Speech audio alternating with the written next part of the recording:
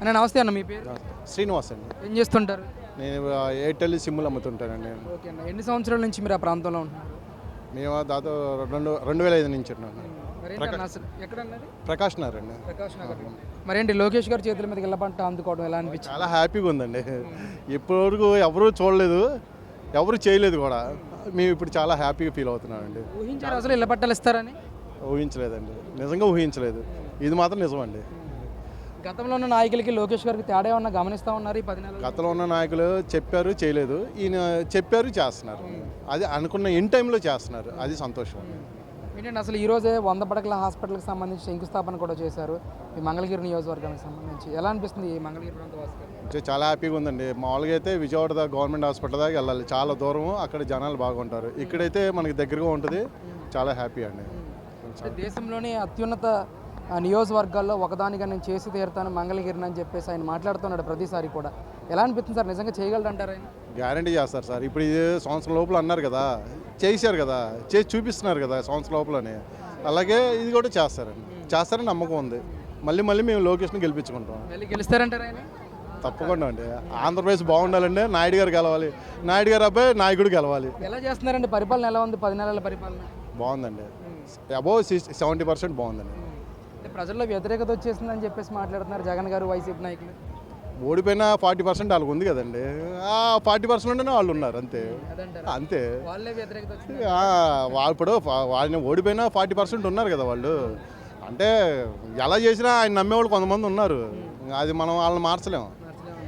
అసలు 100 కోట్లు ఇచ్చినా వాళ్ళని మార్చలేము. సరే, ఇళ్ల పట్టాల మీద లోకేష్ గారి ఫోటో కానీ చంద్రబాబు నాయుడు ఫోటో కానీ ఏమైనా ఉన్నాయా? లేదండి. అదేనండి సంతోషం. అదే ఆయన ఉంటే ఆయన ఫోటో వేసుకునేవారు.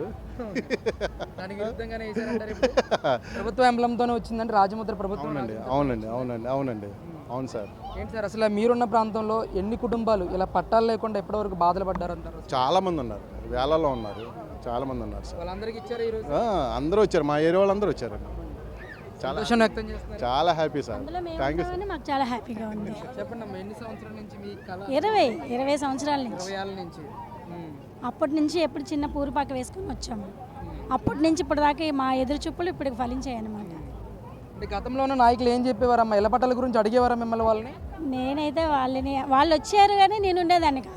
కానీ ఇప్పుడు ఈయన ప్రతి ఒక్కళ్ళు కాగితాలు తీసుకొని పిలిపించుకొని సచివాలయానికి పిలిపించుకొని నేమ్స్ ఫొటోస్ తీసుకొని అంతా చేసుకొని ఇప్పుడు మమ్మల్ని పేరున పిలిచారండి. ఇప్పుడు ఎలా ఉన్నాము ఏర్పాట్లు? మిమ్మల్ని తీసుకొచ్చే కాడి నుంచి పట్టా ఇచ్చిన తర్వాత పంపించేంత వరకు ఎలా అనిపించింది? చాలా అసలు మేము అనుకోలేదు. రాగానే భోజనం పెట్టి కూర్చోబెడతారండి, ఏసీలో కూర్చోబెట్టారు. మేమైతే ముందు లోపల పంపిస్తాం, ఏసీలో కూర్చోబెట్టారు. ఇంద్రాణి గారు ఉన్నారు కదా మా వాలంటీర్, అదే సచివాలయంలో, ఆవిడ చెప్పారు మీరు వచ్చేసేయండి, ముందు అక్కడికి వచ్చేసేయండి, అక్కడ అన్ని ఏర్పాట్లు మీకు ఉంటాయి అని చెప్పారు. కానీ ఇలా ఉంటాయని మేము ఎక్స్పెక్ట్ చేయలేదు. చాలా బాగుంది. లోకేష్ గారు రిసీవింగ్ ఎలా ఉందమ్మా స్టేజ్ మీద? చాలా బాగుందండి, అసలు చెప్పలేము. అసలు మా 2 కళ్ళు సరిపోలేదు చూడటానికి. అంటే సీఎం కొడుకు స్థాయి వ్యక్తి అయినా ప్రజల్లో మమేకం అవుతారు, ఈ విధంగా మాతో మాట్లాడతారు, ఈ విధంగా ఉంటారని ఊహించారు అసలు మీరు? ఫస్ట్లో అయితే అలా ఊహించలేదు. ఇప్పుడైతే 100% ఖచ్చితంగా నేను చెప్పగలను. నాయుడు గారు కొడుకంటే లోకేష్ గారు, అంతే. డౌన్ టు ఎర్త్ ఉన్నారా అందరితోని? అందరితోని బాగా మాట్లాడుతున్నాడు ఆయన. బాగా. ఇప్పుడు నాతో కూడా ఛాన్స్ ఇస్తే బాగుండేది. ఆయన వద్దండి, మేము నమస్కారం చేద్దామంటే వద్దండి, మీరు పెద్దవాళ్ళు మాకు చేయకూడదు అన్నారు. చాలు. మళ్ళీ గెలిపిస్తారా ఆయన్ని? మేము తప్పకుండా గెలిపిస్తామండి. మాకు వస్తే ఆ ఛాన్స్ మాత్రం తప్పకుండా గెలిపిస్తాం. Thank you.